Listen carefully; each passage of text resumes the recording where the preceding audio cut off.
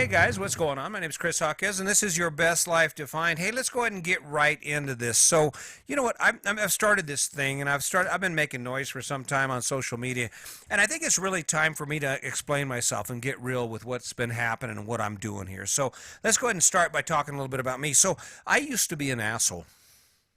I did. Used to be an asshole. I used to be this guy that would just run around and push his way into places and people, and just I was a dick. I mean, that was the truth. I mean, what's funny about that is most people go into prison to work there, and they're actually nice people when they start working there, and then something happens, and the next thing you know, they're friggin' assholes. Well, you might be surprised to know the exact opposite happened to me, and this is God's honest truth. I mean, when I went into the federal prison, I was an asshole. I mean, not necessarily to the inmates. I wasn't unfair. I wasn't unreasonable when it come to dealing with people in general. But if you pissed me off, or I decided you were my enemy, or I couldn't trust you, oh yeah, it was on. It was on. That's how I managed my life. Or if I felt like I was threatened by you or I was going to be hurt by you, shit, don't mess with me, right? I'm coming straight at you with both feet. I was being an asshole. And what's funny is, after working in a federal prison for 23 and a half years, I'm actually a pretty nice guy. Oh, yeah, yeah, pretty nice guy. I mean, for those of you who are listening to this podcast, have watched my videos, and you're like, who the hell is this weirdo, right? That's fine. That's fine. I mean, I'm motivated. I'm actually motivated. If you want the naked truth about me, the reason I'm doing this shit right now is because my dad died. No, I've talked about it. I've written some articles on my social media feed, but you really don't get it. I think there's a turning point in everyone's life when they have the opportunity to actually just, step into that and say, you know what, it's time for a change. And I think tragedy comes with it. I think for every tragedy that we experience in life, there is a blessing. I think that's God's truth. I believe that, okay? But you have to look for it. And I remember the day after my dad died, I'm looking at my life, and all of a sudden, none of that shit that I was believing and spouting and all that anger, it didn't even matter anymore. It's like, who gives a shit, right? You're going to fucking die. And that's when it started for me. And, it didn't happen overnight, but I started thinking about everything I was doing in my life after that point, and asked questions. Why in the hell am I doing this shit? I mean, I never liked mowing lawn, and I mow lawn. I was mowing lawns. I always had a lawn, and I didn't enjoy organizing and cleaning my shop. I wanted to be out hiking, or at the time I was doing a lot of artwork and stuff, and I wanted to be on the computer. I was learning shit, right? So it didn't make any sense to me. And as I started thinking about it, I mean, I'm kind of cooking through this, and the year that followed my dad's death, that was freaking tough, man. I mean, I never lost anybody that close to me. I'd never said goodbye to anybody that close, and it makes you really, you just grab a hold of something and you say to yourself, I got to do this different.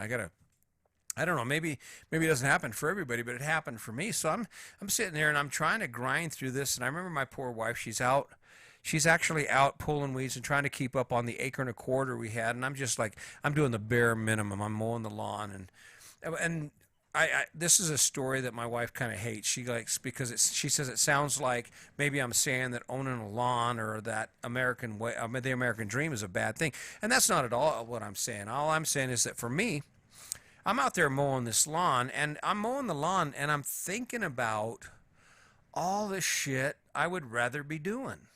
I mean, that's what I'm thinking about. I'm mowing this lawn. I've got a hangover. I got out late, so it's already 11 o'clock. It's hot. I got a big-ass lawn, and I'm running that lawnmower up and back, and all I'm thinking about is, well, going fishing or going and working on my computer or mountain biking or anything but where I was at. And and that's when it hit me. That's when it dawned on me that I was making a big mistake. I screwed up.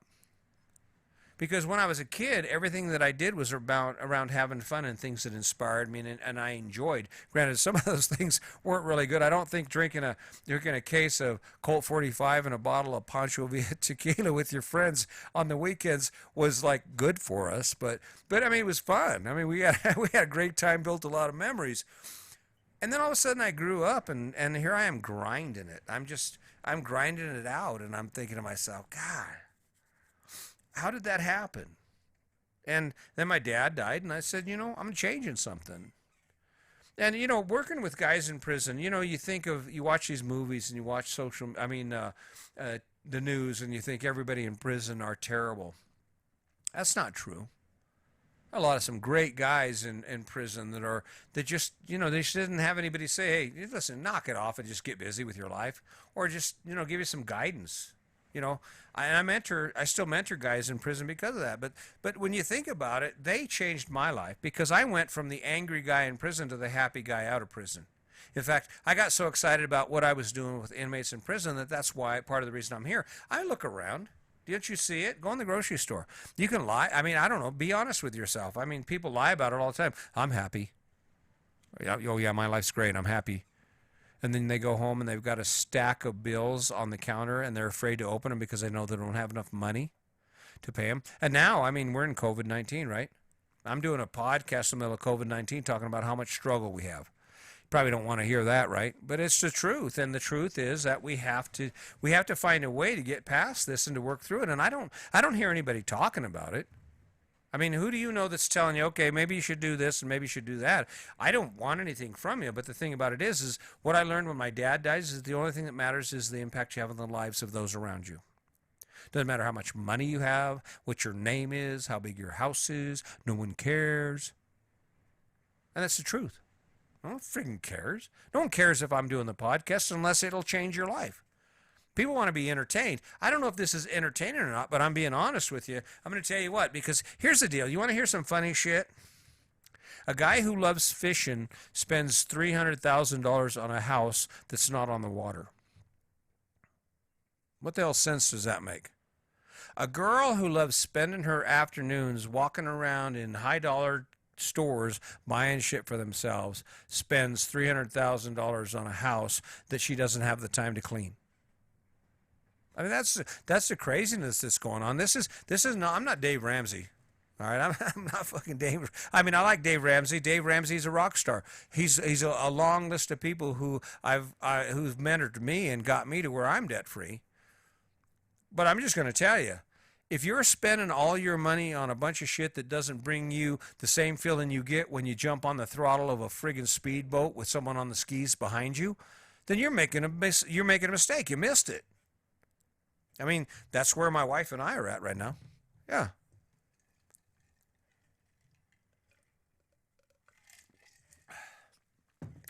That's a lot of work. My vocal cords are just like rolling right now. So think about it. I mean, it's not about being debt free. If you want to be in debt, then be in debt for shit that makes your life better. You know, people have talked about us and the fact that we sold everything in 2016 and we hit the road in this 41-foot fifth wheel and we're just living on the road. I don't have a sticks and bricks right now. Now we will have. I mean, eventually we'll have our home just like you have, but it won't. It will never look like it did before, right? But when you think about our choice, and everybody said, "Oh, that's fucking crazy. That's crazy. And you ain't supposed to be. Don't be living in a house on a. You're living in a trailer house for God's sake, right? Okay, yeah, living in a trailer house. You know why?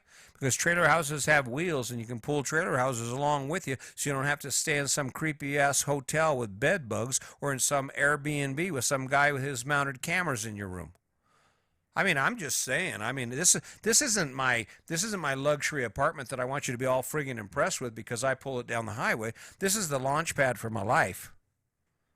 Well, no, I mean, that's what it is. This is how I launched my life. So we're in Meeker, Colorado, and we didn't want to be here when we are because of COVID-19. We left Yuma and we came back to a place until we could see what was going on. But we're going to make the best of it. Do you know how much friggin' hiking is in the White River National Forest? Look up, here, do yourself a, jump on your phone while you're listening to this if you get a chance and look up the Devil's Causeway. Yeah, Devil's Causeway. We're up here. There's miles. I could stay here for 5 years and never hike every trail that's up here. And it's beautiful, and you might think, yeah, but it's hiking trails. It's all the same. Well, I'm making the best of it, right? I'm making the best of it. And that's because I live in a trailer house. But it's a launch pad. And you want to know the coolest thing? And it never gets old. So you get excited. I mean, new things are always great. You know, you bought that truck and the car and the house and all that shit. And when you first got it, you were like, oh, this shit's great. We're going to have some, oh, I love my house. I love my truck, right? I love my truck. I'm going to clean it every day. Oh. And within a year, you're like, ah, don't worry about the truck. I spilled coffee in it. Just fucking get in, all right? I mean, because that's where you are with the shit. Now imagine what it's like. So we get into a place like even an amazing place like the Emerald Coast, Pensacola, Florida, or Perdido Key is where we stayed. But you walk out every day and the sunsets are amazing, the sunrises are amazing, the ocean is beautiful. It's this beautiful color, emerald color, and the sand is white. It looks like sugar, and people are wonderful. But if you can believe it, by month three, you're like, and you're still enjoying every bit of it. Don't get me wrong. I mean, this shit is cool. It's cool doing shit like that. But you're ready. You're ready for that new adventure. You're ready for Christmas again. So imagine now you hook up to your RV and it's time to go, and it's the system you rolled in like you always do with your system, and you just like put everything together, and we do the checklist and a check. It's almost like the space shuttle, but different. Wings check. Landing gear check. Engines check. And so we pull all of our house in and we hook up to it, and we we uh, we sit in the cab, and the last thing we do is a safety check before we pull out, and it's kind of scary, and the tension's high. It's like a high drama movie. You're just sitting in there, and then safety check's good, and the brakes are working, and so she gets in, and then we stop, and we say a prayer. We pray for everyone on the road. We pray for us, and we pray for good energy that it will deliver us safely to our next destination. And we fight the traffic, and we're warriors together. And my wife, so we have this console, and she can see all the navigation. We've got tire pressure gauges to read the tire pressure, and we've got a GPS. I've got a phone rack, and we're ready to go. And she's telling me, okay, 1 mile. Because my goal is to get down the road. I'm not looking at that GPS, okay? My goal is to get down the road, and then we navigate maybe a 2-day trip or a 3-day trip. We have 2 stays, and then we show up. We pull in, and then it's this energy thing again where we're just grinding it out. Slides out, sewer connected, electric connected, get the satellite out. We got to get this shit done. And then guess what? We have a few drinks, we hit the sack, and the next day, the most amazing moment of this entire life happens. You wake up in the morning and you roll those blinds up and you realize you are in a place you have never been before. I mean, I never get tired of it. I mean, you open the door and you're in your house, your home. You have like your sink, and it's your stove, and it's your toilet, and it's your bed. But you got this friend, you open the door, and you're this incredibly new place that needs to be explored by you. It's like my wife and I, we're like Lewis and Clark, only we're Chris and Sandy. But that's the feeling, right? And that's what we did. And for the longest time, we did what everyone else did. Now, the blueprint for how we got to where you are now and how we escaped it is simple. Who are you? I mean, the naked truth is, I'm not going to be as nice as I was. I'm sorry. If you want me to tell you, oh, everything's good, love, happiness, no, I don't want you to be happy, because if you're happy, you're not moving. If you're happy, you're not getting out of something. I want you to be walking in the mud. My goal is to get you to look at some of the shit you're doing and going, God, this is like walking in mud. No, even worse than that, this shit is like cleaning baby diapers. That's how bad it is, like cleaning butt. When the baby just blows it up. That's what some of that stuff needs to be like, because the reality is you're going to die. I'm going to die. And the only thing we can actually guide or have any say in is what we do between the time we are born and the time we die. And that brings us to the question. The naked truth is, why in the hell are you doing what you're doing? I'm not telling you anything. You live it.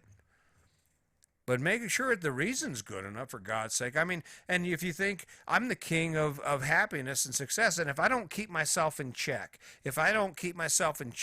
I'll make decisions that make absolutely no friggin' sense in the world. All right, so here's a story for you. So we're in Yuma, Arizona. And the big plan is to haul ass up the West Coast. We're going to haul in. And I had scheduled this whole thing. But part of it, we were going to go into Canada, because I'd never been into Canada. Well, Canada has different gun laws than America. All right. They don't allow guns across the border. They don't allow pepper spray across the border. So I'm making some plans for that. Well, things change, and I had dropped all my weapons off with my son, and things had changed. So we ended up leaving Yuma. Instead of going up the West Coast, we hauled ass back to Colorado, and we're sitting in Meeker, Colorado right now. But I get this idea in my head about a gun. My son got him a Ruger 1022 Breakdown. It's a nice gun, pretty cool gun. A 380 bucks or something like that. And I'm thinking, yeah, I need a gun. I need a friggin' gun. And then I realize um, I didn't go for it right away. I didn't roll right into it right away. I didn't like buy it right away because I've learned that sometimes we get ideas in our head about what's important to us and what will make us happy. And then if we sit on it long enough, guess what? We realize, wait a minute. No, that ain't gonna make me happy. I mean, it's a cool idea. It's a novel thing. Yeah, I can have a gun, but I gave guns away. I had so many guns. I gave them away to my family, and then I can't take guns into Canada. I'm planning on going. So what I'm saying here is, a lot of times the idea of having something and the idea of owning something and living a certain way is a lot more appealing and a lot more impressive than the actual experience of doing it. That's why I'm here. So, I mean, you're going to think about some funny shit? Let's go ahead and think about some funny shit. Do you have a lawn? If you don't, I bet your neighbor does. Why in the hell do we grow grass? No, I mean, why do we grow grass? We grow grass because we don't eat it. It's work. It costs money. It takes water. I mean, if nothing else, get rid of your damn grass. Either put in tomatoes and zucchini and food you can eat, or put rock in. I mean, I'm nobody, okay? And if you look now, there is another reason. Forgive me. I'm sorry. I didn't mean to forget about you guys out there. But there is another reason to own grass. If everything about that lawn just friggin' energizes the shit out of you. I mean, if you're that Better Homes and Gardens person and you're like rocking it, that's your thing. Grow acres of it, grow miles of it. I mean, that's your thing. So, in a nutshell, that's what I'm about. I'm going to tell you the truth. I'm not going to go ahead and pull shit back. I'm not going to worry too much about if you like it, you hate it, you don't want to hear it, you want to hear it. Because the truth is, I'm not out here to try and do anything except for help you build a better life for yourself. Help you wake up one morning and say, you know what, I don't know why the hell I've been doing this all my life, but I want to go play. I want to go have fun. I want to do shit that I haven't done yet. And if you keep following the same path as everyone else, then just take a look 20 years down the road at your grandma or grandpa or your uncle or aunt that are 20 years older than you. And I'll tell you what, you can see exactly where they're at. I didn't make that shit up. Go visit your great aunt or your aunt on your mom's side. Go sit down there and have some tea.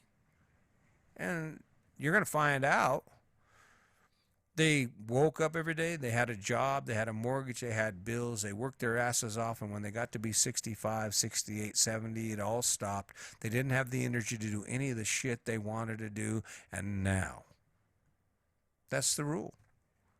See, I live my life by comparison. I live my life by the simple premise that if I'm doing something and I look on both sides of me at people that are doing the same thing, and I can look at their life. I'll tell you what they got. I'll tell you what they got and I'll tell you where I'm going to be even before I start. I don't know. You picked it, man. I'm just saying, hey, guys, listen, I'm not doing this to shame you. I'm not doing it for any other reason except for, you know what? I think you can do better. I think you can wake up one day and say, why in the hell am I doing that? And then if you start asking that question, pretty soon you're going to narrow that son of a bitch down. And pretty soon every penny you make, then every minute of your time is going to be spent focused on shit you love. See, just like this. Now, this is a podcast, and I believe this is how this shit's going to go. So, hey, get ready for it. Hey, as always, I really appreciate you sitting in. And I'm going to tell you again, my name is Chris Jaquez. This is your best life defined, and this is how it gets started. So, I look forward to hearing from you. Until next time, remember, today's your day. Make it a good one.